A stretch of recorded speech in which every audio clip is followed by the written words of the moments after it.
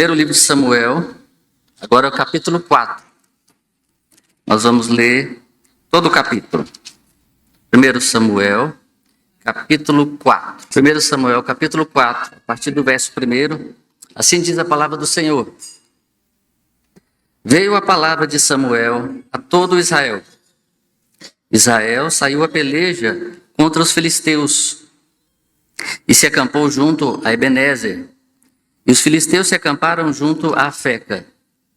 Dispuseram-se os filisteus em ordem de batalha para sair de encontro a Israel. E travada a peleja, Israel foi derrotado pelos filisteus.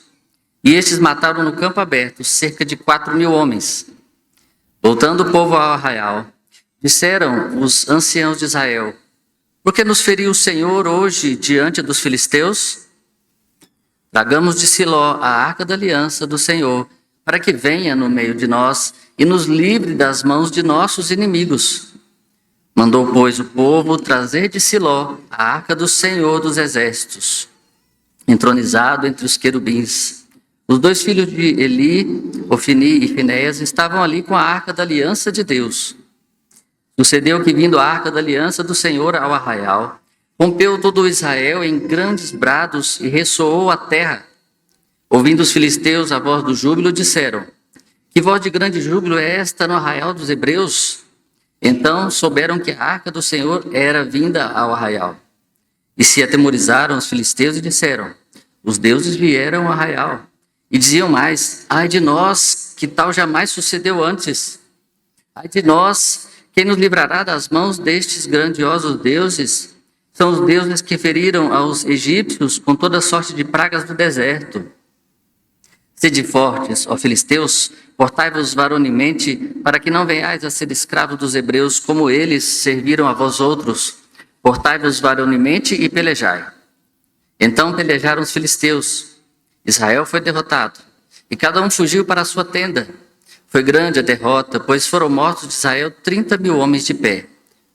Foi tomada a arca de Deus, e mortos os 2 filhos de Eli, Ofni e Finéias. Então correu um homem de Benjamim, saído das fileiras, e no mesmo dia chegou a Siló. Trazia rasgadas as vestes e terra sobre a cabeça. Quando chegou, Eli estava sentado numa cadeira, ao pé do caminho, olhando como quem espera, porque o seu coração estava tremendo pela arca de Deus. Depois de entrar o homem na cidade e dar as novas, toda a cidade prorrompeu em gritos. Eli, ouvindo os gritos, perguntou: que alvoroço é esse? Então se apressou o homem e, vindo, deu as notícias a Eli. Era Eli da idade de 98 anos. Os seus olhos tinham cegado e já não podia ver. Disse o homem a Eli: eu sou o que saí das fileiras e delas fugi hoje mesmo. Perguntou-lhe Eli: que sucedeu, meu filho? Então respondeu que trazia as novas e disse: Israel fugiu diante dos filisteus. Houve grande morticínio entre o povo, e também os teus 2 filhos, Ofni e Finéias, foram mortos, e a arca de Deus foi tomada.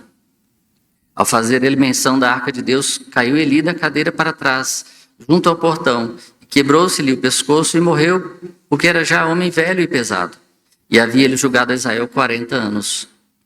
Estando sua nora, mulher de Finéias, grávida e próximo ao parto, ouvindo estas novas de que a arca de Deus fora tomada e de que seu sogro e seu marido morreram, encurvou-se e deu à luz, porquanto as dores lhe sobrevieram. Ao expirar, disseram as mulheres que assistiam: não temas, pois tiveste um filho. Ela, porém, não respondeu nem fez caso disso, mas chamou o menino e acabou, dizendo: foi-se a glória de Israel. Isto ela disse porque a arca de Deus fora tomada, e por causa de seu sogro e de seu marido. E falou mais: foi-se a glória de Israel, pois foi tomada a arca de Deus. Vamos orar? Pai querido, estamos diante da tua santa e eterna palavra, Pai. Nos achegamos a ti com temor e tremor diante da tua santidade, ó Pai, e pedimos que o Senhor venha ao nosso socorro.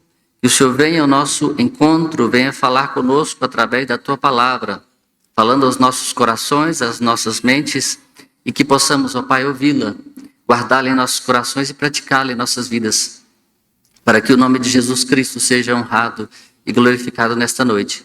E assim nós oramos e agradecemos em nome de Jesus. Amém.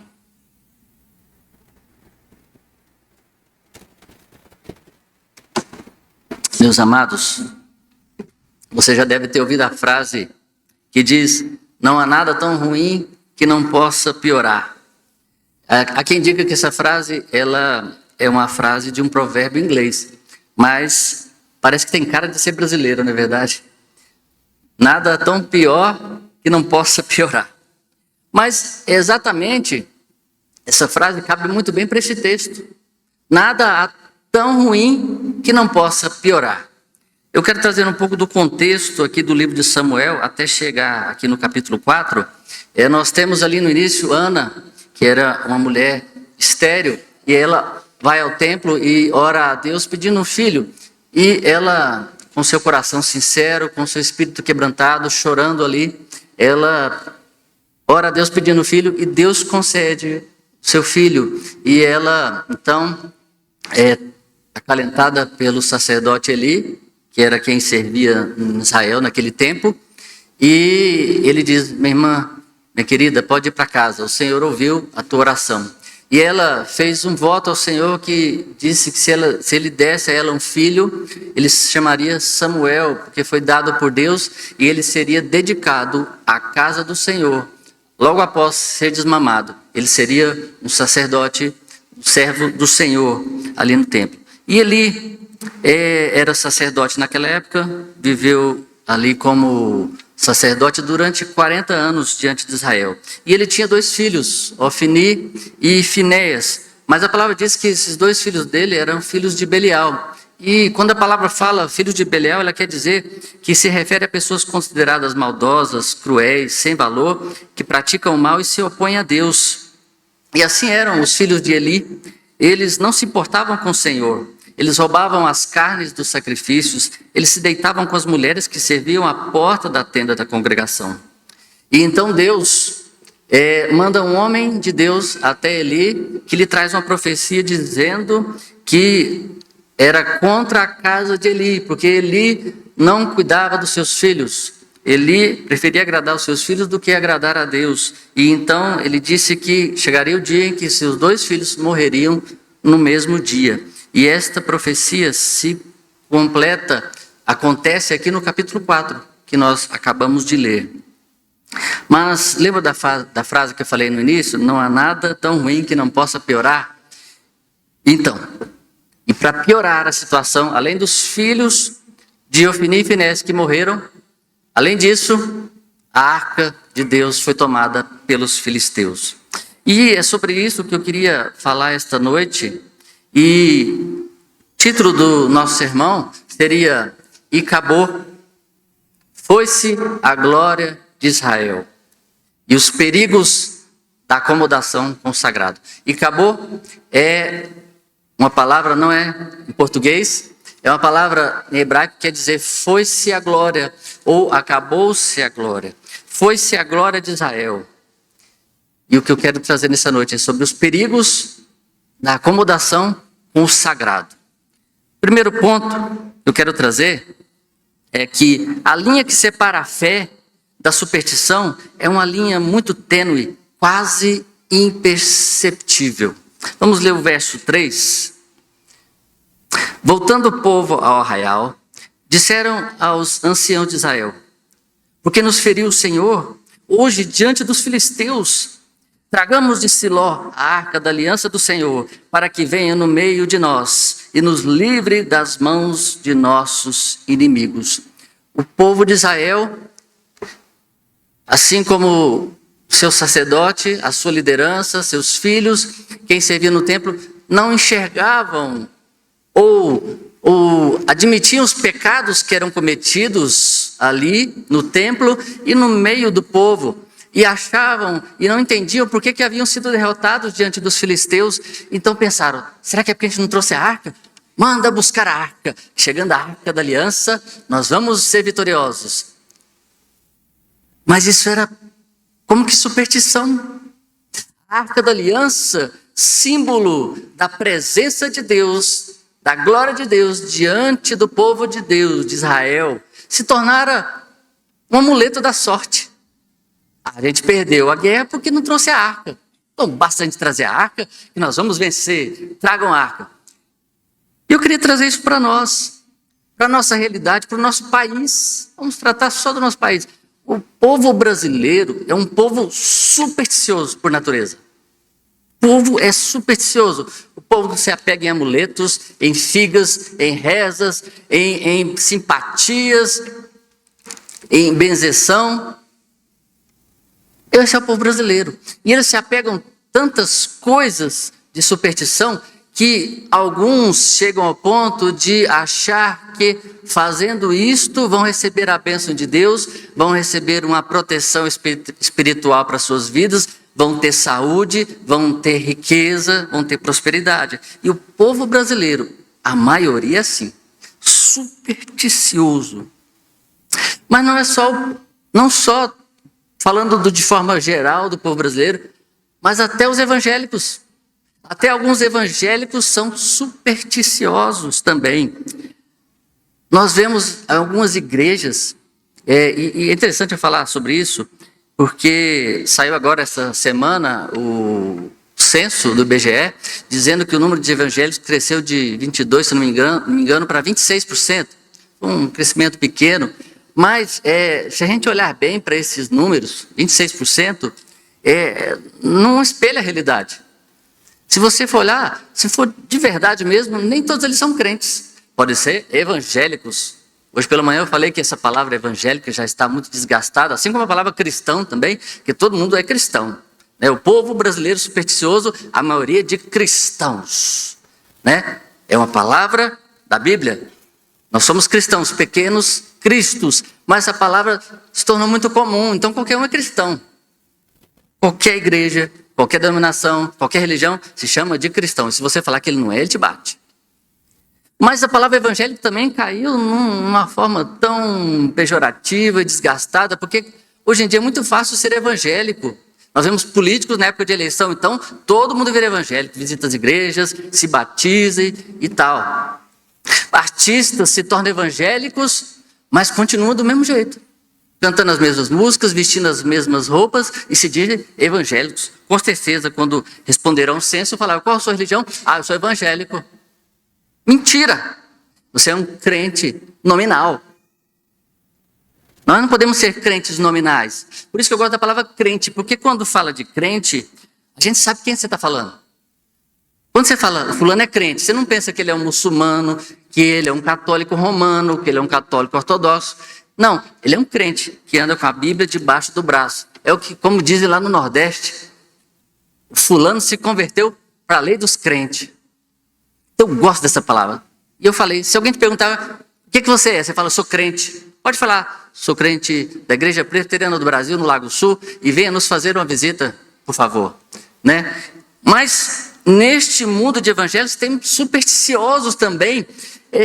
Nós vemos igrejas, e é interessante que até a Arca da Aliança, aqui uma coincidência, alguns usam representações, maquetes, protótipos da Arca da Aliança e distribuem ou vendem, melhor ainda vender, porque ainda dá lucro para a igreja, e vendem para as pessoas da igreja. Isso eu já vi. Não estou falando aqui que eu escutei, não. E fala assim, olha, vamos fazer uma campanha da Arca da Aliança. A Arca da Aliança ficou na casa de Obed-Edom por 40 dias e a sua vida foi próspera e abençoada. Então pega aqui a sua Arca da Aliança, logo ao final do culto, basta pagar uma pequena taxa, leve a Arca da Aliança para a sua casa, que em 40 dias, vem me cobrar se a sua vida não vai melhorar, se a sua vida não vai prosperar, se vai arrumar emprego, se vai arrumar um casamento e por aí vai. Isso é superstição. Isso é macumba evangélica. A Arca da Aliança até hoje são igrejas judaizantes. Então, desde o Antigo Testamento, a Arca da Aliança acabou se tornando um amuleto da sorte. Por isso que o povo fala, traga a aliança. A Arca da Aliança, porque agora nós vamos vencer a guerra. É o amuleto. E o povo evangélico também é um supersticioso. A Arca da Aliança tornou-se um amuleto da sorte. Nós temos que tomar cuidado, porque a fé e a superstição costumam estar numa tensão e caminhar quase que lado a lado. Só que elas são coisas totalmente opostas. Então nós não somos supersticiosos, nós temos fé.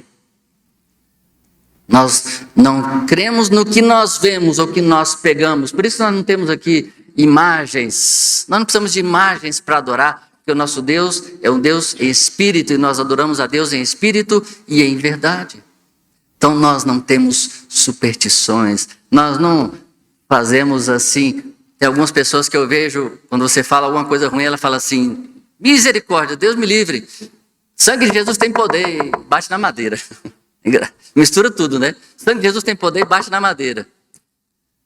É o povo brasileiro, os evangélicos brasileiros. Então nós temos que tomar cuidado. Nós não somos supersticiosos, mas somos o povo da fé. E é a fé que vence o mundo. É a fé que venceria. Ali, Israel venceria os filisteus nesta batalha, mas preferiram acreditar em um amuleto da sorte. Segundo ponto, o ativismo na obra de Deus não substitui o caráter.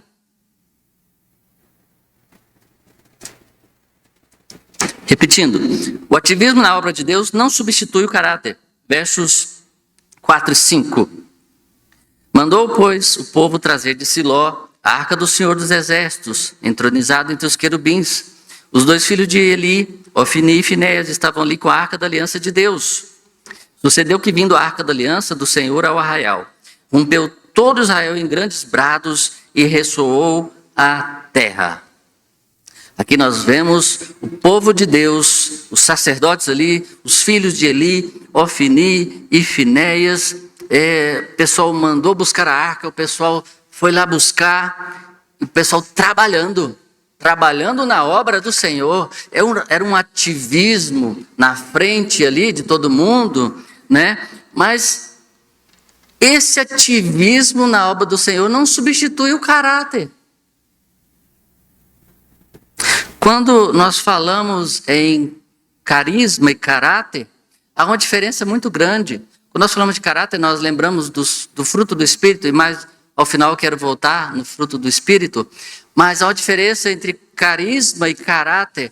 Carisma, a pessoa pode até ter um carisma, a pessoa pode ser carismática na frente de todo mundo. Aqui o pastor pode parecer muito bonito, falar muito bem, agradar todo mundo com uma palavra agradável, uma palavra de vitória, uma palavra de propriedade, de poder. Tem carisma. Mas por trás, lá fora, não tem caráter. Isso muitos crentes. Era o que acontecia com o povo de Israel. Estavam ali trazendo a arca, estavam ali cumprindo toda a lei, tentando cumprir, né, toda a lei, as regrinhas, as tradições dos homens, mandando trazer a arca.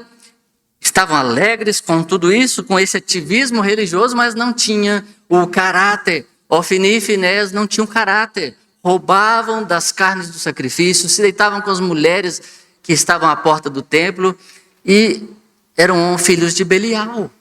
Ou seja, para Deus isso é abominável, isso não adianta nada, um ativismo religioso, um ativismo na igreja, mas se lá fora você não tem caráter.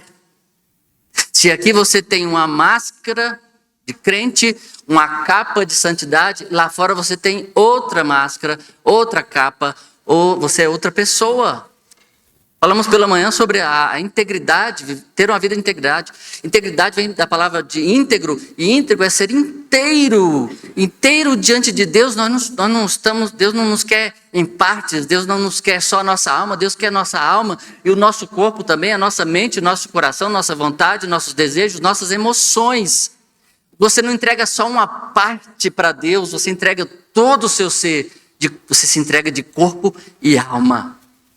Então não adianta você ter carisma, tenha carisma, seja simpático, seja uma pessoa legal, seja bênção na vida dos outros, porque senão você não pode nem falar de Deus, porque as pessoas nem vão querer te ouvir, né? Não seja o crente chato, seja uma bênção, mas não tenha só carisma, tenha caráter, seja verdadeiro, seja íntegro, fala a verdade, aquele que mentia, não minta mais, aquele que roubava, não roube mais, aquele que traía, não traia mais, aquele que enganava, não engane mais. Seja uma pessoa aqui dentro e uma pessoa lá fora. Uma pessoa no domingo e a mesma pessoa na segunda, na terça, na quarta, na quinta, na sexta e no sábado. É isso que Deus quer de nós, porque senão não adianta nada nós trabalharmos na obra de Deus, porque não estaremos agradando a Deus, estaremos agradando a nós mesmos e agradando as pessoas, enganando as pessoas, mas nós não enganamos a ninguém. Quantos líderes pentecostais nós vemos no mundo, na história das igrejas, eram líderes tão famosos que tiravam terno, passavam assim, as pessoas caíam, e ele soprava, as pessoas caíam, e saía poder dele, e dizia que tinha cura e não sei o quê, e logo em seguida pegou um escândalo. Não estou falando que nós também não estamos sujeitos a pecar. O que eu estou querendo trazer aqui, a ênfase é nessa questão. Não adianta você fazer milagres, né? Fazer e acontecer, como alguns dizem que faz, mas se lá atrás você não tem caráter, você rouba, você come das carnes dos sacrifícios, você rouba dos dízimos das ofertas do Senhor. Eu estou falando aqui não só dos líderes, quando mal administram os bens da igreja, mas estou falando do crente também. Quando você não traz os seus dízimos e suas ofertas, você está roubando do Senhor. Então não podemos ser assim. Temos caráter e não só ativismo na obra. Terceiro ponto. O exercício de uma religiosidade bem-sucedida, muitas vezes, não reflete a realidade dos fatos. Vou repetir. O exercício de uma religiosidade bem-sucedida, muitas vezes, não reflete a realidade dos fatos. Versos de 6 a 11. Ouvindo os filisteus a voz do júbilo, disseram: que voz de grande júbilo é esta no arraial dos hebreus? Então souberam que a arca do Senhor era vinda ao arraial. E se atemorizaram os filisteus e disseram: os deuses vieram ao arraial. E diziam mais: ai de nós, que tal jamais sucedeu antes. Ai de nós, quem nos livrará das mãos destes grandiosos deuses? São os deuses que feriram aos egípcios com toda sorte de pragas no deserto. Sede fortes, ó filisteus, portai-vos varonilmente para que não venhais a ser escravos dos hebreus, como eles serviram a vós outros. Portai-vos varonilmente e pelejai. Então pelejaram os filisteus. Israel foi derrotado e cada um fugiu para a sua tenda. Foi grande a derrota, pois foram mortos de Israel 30.000 homens de pé. Foi tomada a arca de Deus e mortos os 2 filhos de Eli, Ofni e Finéias. Então, o exercício de uma religiosidade bem-sucedida muitas vezes não reflete a realidade dos fatos. Então, mesmo que Israel estava ali representando o povo de Deus, o povo escolhido, aquele povo que foi liberto lá do Egito com o braço forte do Senhor, com grande poder, com grandes milagres que o Senhor fez ali diante de Faraó, de todo o Egito. E aí os povos da terra ouviram aquilo, sabiam daquilo e já temiam. Por isso que os filisteus ficaram preocupados. A arca da aliança está ali, por isso que eles estão gritando: e ai de nós agora. Mas mesmo assim eles ainda foram corajosos, falaram: mas nós vamos lá, coragem. Não adiantava essa religiosidade que Israel tinha de serem o povo do livro, de serem o povo do templo, do tabernáculo, da tenda da congregação, do povo do que o sumo sacerdote ia uma vez por ano dentro do Santo dos Santos, que ofereceu sacrifícios todos os dias pelos seus pecados e pelo pecado do povo, e cumpriam todas as regras, toda a lei cerimonial, toda a lei judicial, e tentavam cumprir a lei moral também, mas não adiantava todo esse exercício de uma religiosidade que parecia até bem sucedida. Isso não refletia a realidade dos fatos, e tanto não refletia porque Israel foi derrotado. A prova está aqui.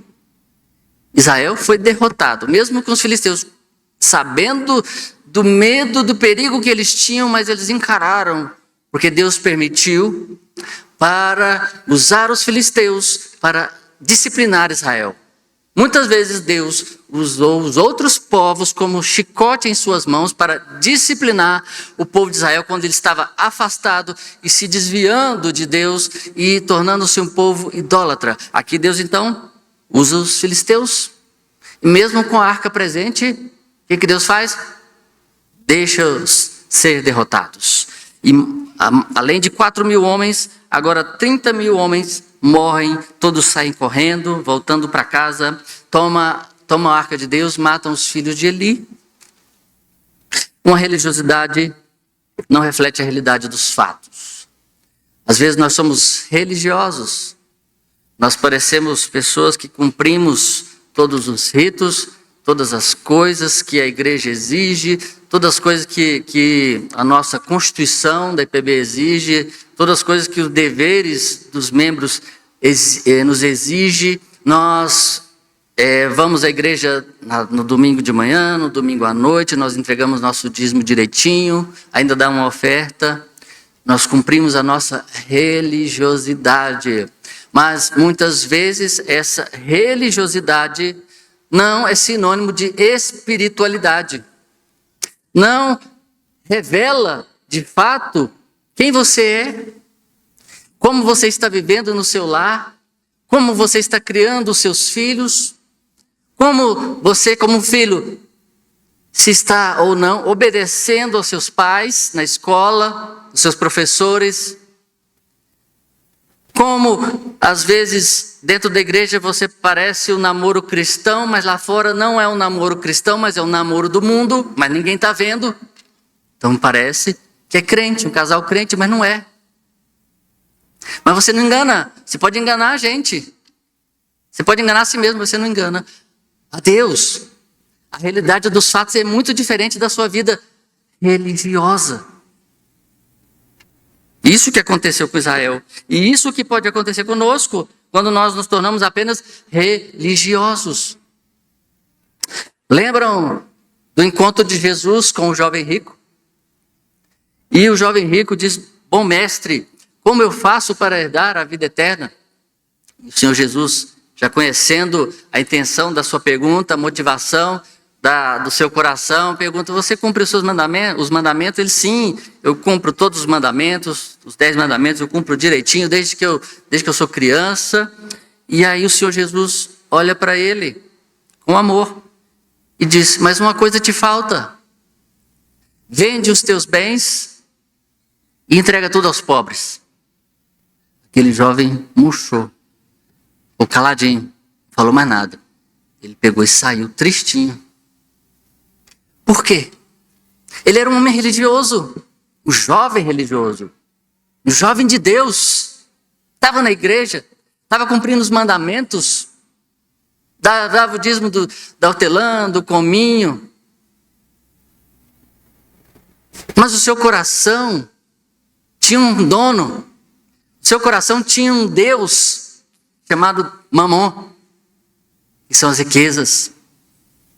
Esse é um Deus perigosíssimo.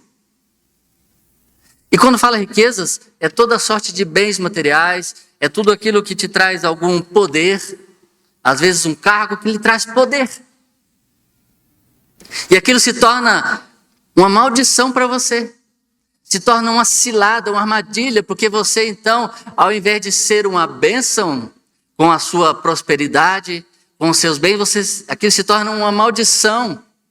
Tem pessoas que oram a vida inteira: Senhor, me dá um carro, porque quando eu tiver um carro eu vou encher ele de gente. Aí é melhor pedir logo uma Kombi, né? Ou uma van, vou encher de gente e levar todo mundo para a igreja. Aí a pessoa então ganha o carro. Cadê a pessoa? Sumiu da igreja. A bênção se tornou maldição, porque na verdade o coração dela não estava voltado para o Senhor, para Deus. Deus não estava em primeiro lugar, mas Mamon, as riquezas, o poder. Isto é o perigo da religiosidade bem-sucedida, que não reflete a realidade dos fatos. Tomemos cuidado para que não deixemos nada tomar o lugar de Deus nas nossas vidas. Quebremos todos os dias nossos ídolos. Ou servimos a Deus, ou servimos a Satanás. É o que a Bíblia nos ensina. Cuidado. E o quarto e último ponto. Não permita que grandes catástrofes aconteçam na sua vida para perceber que Deus não está aprovando você. Repetindo. Não permita que grandes catástrofes aconteçam na sua vida para perceber que Deus não está aprovando você. Versos 15 em diante. Era Eli da idade de 98 anos. Os seus olhos tinham cegado e já não podia ver. Disse o homem a Eli: eu sou o que saí das fileiras e delas fugi hoje mesmo. Perguntou-lhe Eli: que sucedeu, meu filho? Então respondeu o que trazia as novas e disse: Israel fugiu de diante dos filisteus. Houve grande morticínio entre o povo, e também os teus 2 filhos, Ofni e Finés, foram mortos, e a arca de Deus foi tomada. Ao fazer ele menção da arca de Deus, caiu Eli da cadeira para trás, junto ao portão, e quebrou-se-lhe o pescoço. E morreu porque já era homem velho e pesado, e havia ele julgado Israel 40 anos.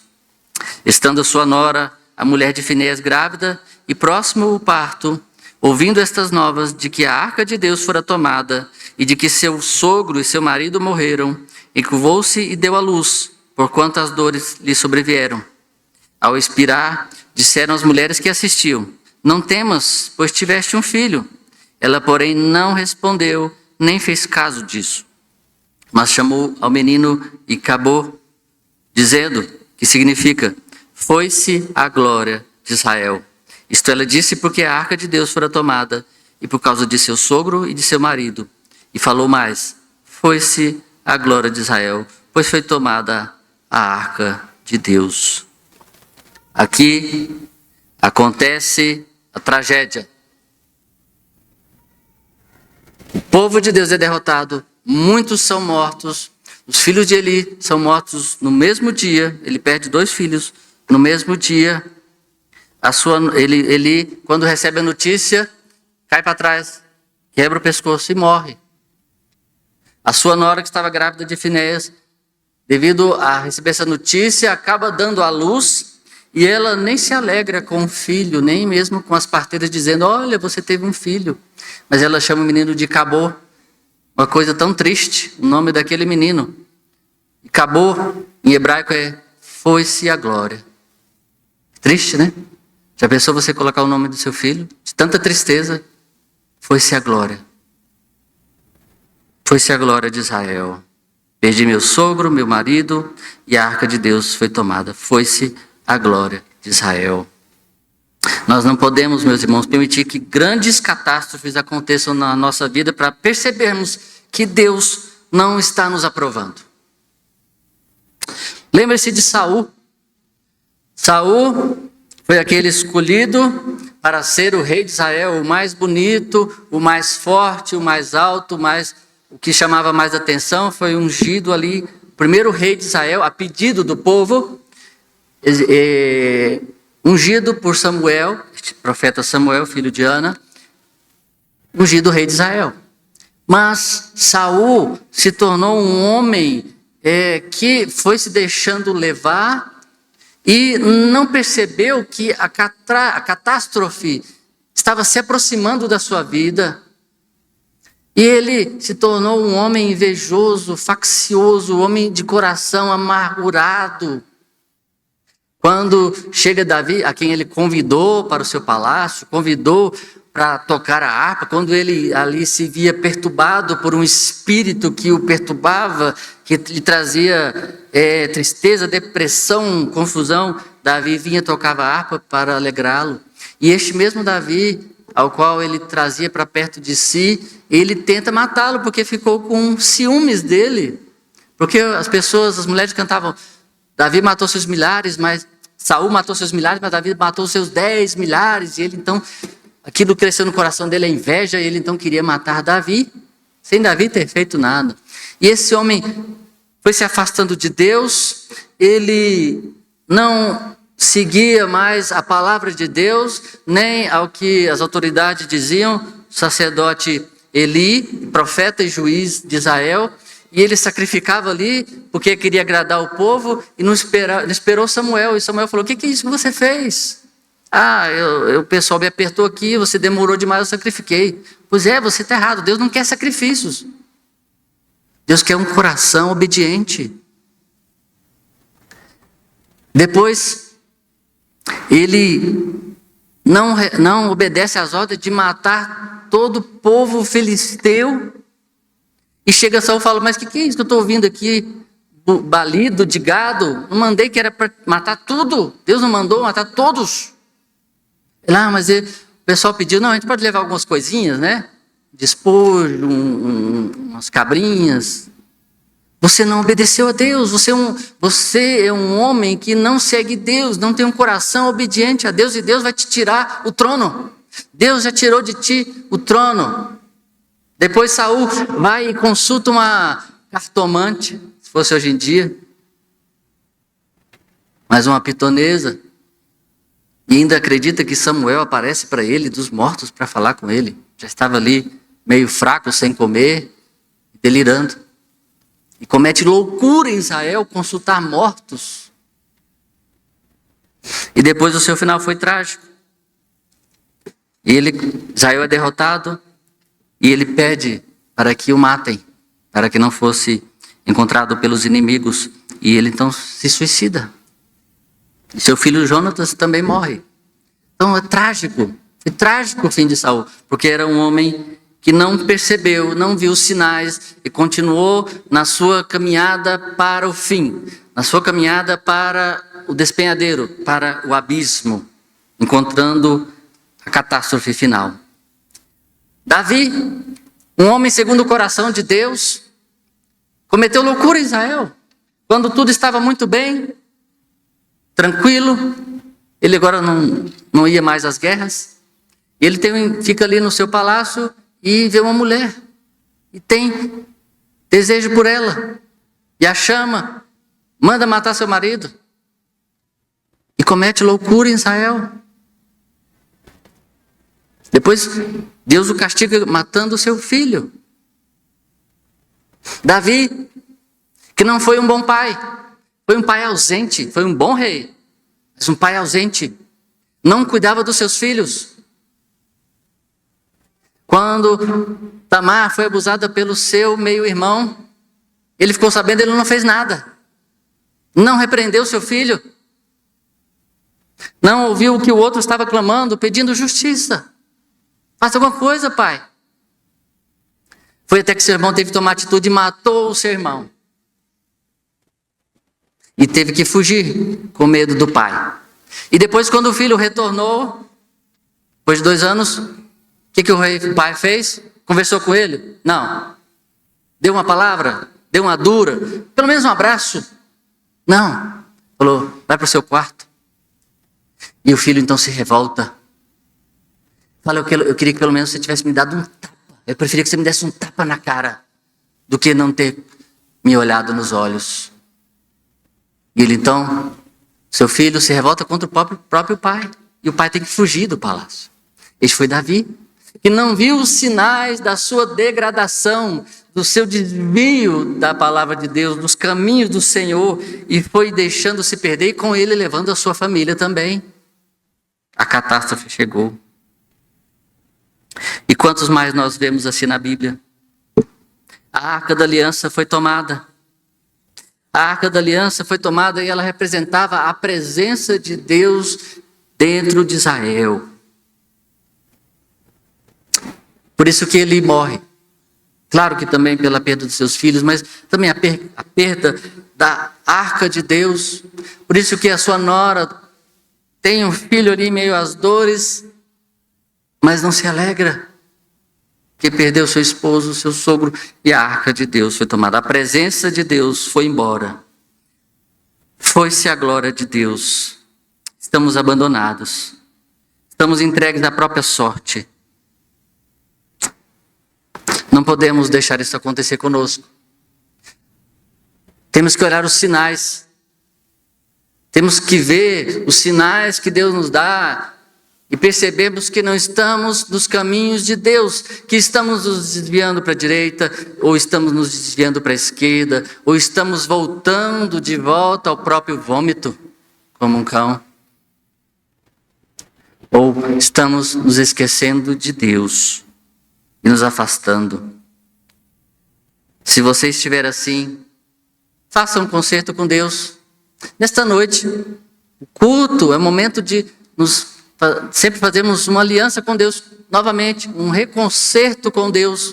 Deus tem uma aliança conosco que ninguém quebra, mas nós sempre precisamos renovar nossa aliança com Deus. Senhor, me perdoa, perdoe os meus pecados. Eu quero, Senhor, voltar à tua casa. Eu quero te servir, Senhor. Eu quero te buscar.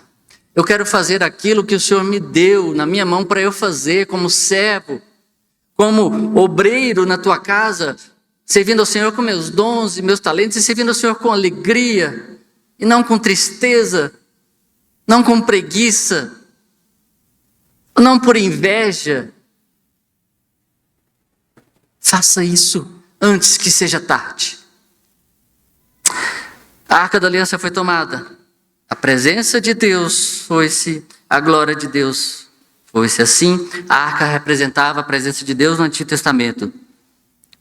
Mas com a vinda de Cristo Jesus, não precisamos da Arca da Aliança. Porque a presença de Deus está entre nós. Com Cristo Jesus, por meio do Espírito Santo, nós somos o templo. Ele habita em nós, em mim e em você. E a sua presença nunca vai se retirar de nós. Mesmo que nós quiséssemos, nós não poderíamos. Que se deixasse por nossa conta, nós seríamos como o povo de Israel e deixar tomar a arca, porque seríamos derrotados diante dos problemas, diante da dificuldade, diante das tentações, das provações e diante dos nossos inimigos e do principal inimigo, que sou eu mesmo. Mas é Deus que nos preserva, porque agora a Arca da Aliança não será mais tomada, mas a presença do Senhor estará conosco para sempre. A glória do Senhor nunca mais se vai e nunca mais foi dito e acabou. E nunca mais se dirá e acabou. Porque a glória de Deus não vai mais nos deixar. Porque Cristo Jesus está conosco e Ele nunca vai largar nossa mão. Amém? Quero concluir, meus amados, dizendo que as virtudes cristãs não podem andar separadas. As virtudes cristãs não podem andar separadas. Lembra que eu citei lá no segundo ponto sobre carisma e caráter? Eu falei que o caráter você pode até ter dons espirituais, mas se você não tiver, você tem o fruto do Espírito, mas você tem que cuidar mais do fruto do Espírito do que seus dons. Porque não são frutos do Espírito, como está lá em Gálatas 5:22, que diz assim: mas o fruto do Espírito é amor, alegria, paz, longanimidade, benignidade, bondade, fidelidade, mansidão e domínio próprio. Pastor, mas não são vários frutos? Não. Diz que é o fruto do Espírito. Como é que é isso? Pense numa mexerica. A mexerica, você a descasca, tem vários gomos, não é verdade? Então, é uma mexerica, não é verdade? Mas ela tem vários gomos. É um fruto. E os gomos, no caso aqui, seriam amor, alegria, paz. Então, quando você comer uma mexerica, você lembra disso agora. Lembre-se do fruto do Espírito. Come a mexerica toda, não joga nenhum gominho fora. Só se você quiser dar para a esposa, né, para o esposo, para alguém. Nosso cachorrinho lá em casa gosta de mexerica. Mas o fruto do Espírito é assim. É um fruto só. Então não tem como você jogar.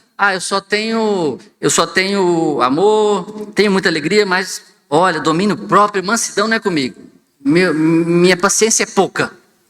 Não, Deus te deu tudo isso aqui. Ele não deu só uma coisa ou outra, não. Ele te deu os 9 desse fruto do Espírito. Isso aqui quer dizer dons, não. Dons do Espírito, não. Aqui é fruto do Espírito. Isso aqui é caráter. Nós somos chamados a ter amor. Amor é mandamento. A ter alegria. Mesmo quando você estiver chorando. Mesmo em meio à tristeza. Mesmo em meio à morte e ao luto. Nós somos um povo alegre. Porque a nossa alegria não está baseada nas circunstâncias, mas no Senhor Jesus Cristo, a glória de Israel. Paz. Nós temos paz com Deus. Nós não somos mais inimigos de Deus, porque Ele fez paz conosco. Somos chamados a ser benignos, bondosos, fiéis a Deus e ao próximo.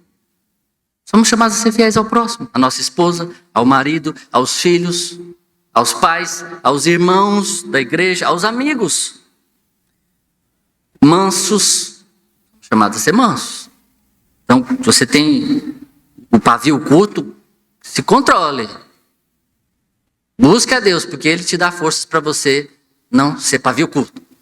Pensar 10 vezes antes de falar bobagem, ou de atirar a pedra. E domínio próprio. Domínio próprio para você dizer não às coisas que você ama, às coisas que te atraem. Por isso que Gálatas 5:22, ele continua dizendo, contra estas coisas não há lei. Não há lei. Porque elas habitam em você. Não tem uma lei que as rege. Não tem nada que faça proibi-las ou negá-las a você, ou dizer que você tem ou não tem, ou dizer que você tem um pouco ou não tem. Não tem essa lei, essa regra. Contra essas coisas não há lei. E você então é livre da lei. Você é livre para amar. Você é livre para ter alegria o tempo todo, paz, longanimidade, benignidade, bondade, fidelidade, mansidão, domínio próprio. E os que são de Cristo Jesus crucificaram a carne. Todos os dias você tem que matar a sua carne, o seu eu, o seu egoísmo, com as suas paixões e concupiscências, ou seja, seus desejos por prazeres sensuais e cobiças também por bens materiais. É o Deus Mamon. Se vivemos no Espírito, ou seja, está falando, se o Espírito habita em você, ande no Espírito. Se vivemos no Espírito, andemos também no Espírito. Não nos deixemos possuir de vanglória. Não. Provocando uns aos outros. Tendo inveja uns dos outros. Não. O irmão tem esse dom. Queria ter esse dom. Tem inveja dele. Não, meu irmão, não tem inveja. Deus deu o dom para cada um, de acordo com conforme lhe apraz. Não tem inveja. Não provoque uns aos outros. Não se vanglorie pelo seu dom, por se achar melhor do que os outros. Ninguém é melhor do que os outros. E o nosso termômetro espiritual. Hoje de manhã eu falei sobre um termômetro espiritual para saber se você está frio, se está morno, se está quente. Se você é um crente quente, né?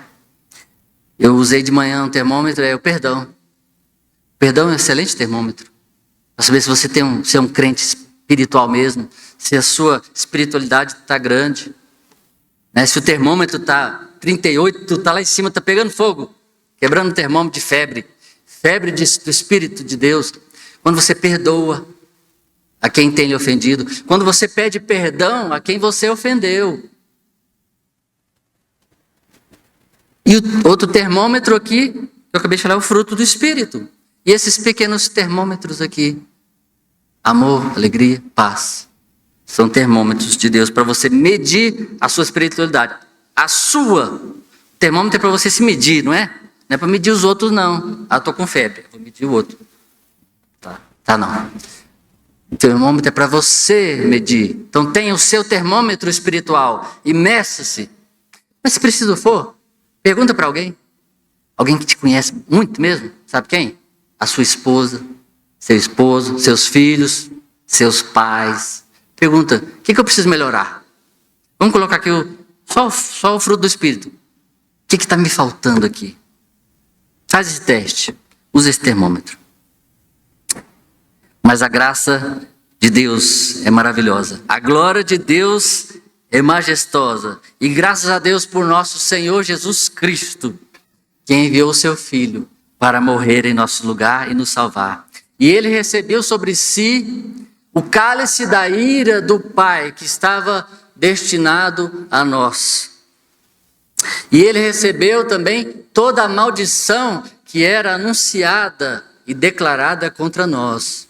Ele levou sobre si todo o escrito de dívida que havia contra nós e cravou na cruz do Calvário para todo o sempre. E o Senhor Jesus levou o meu pecado, levou os seus pecados. E agora nós somos novas criaturas. E Ele trocou nossas vestes rasgadas, nossas sandálias cheias de poeira por vestes novas, novas sandálias. Colocou em nosso dedo um anel, porque agora somos filhos do Rei. E nos colocou para dentro de casa e mandou matar o novilho cevado. E nos convidou para a sua mesa. E nos ofereceu um grande banquete, um banquete celestial. Porque agora, a glória de Deus nunca mais vai embora.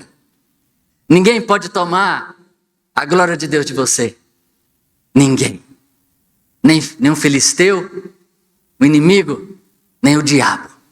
Nada pode nos separar do amor de Deus que está em Jesus Cristo. Amém?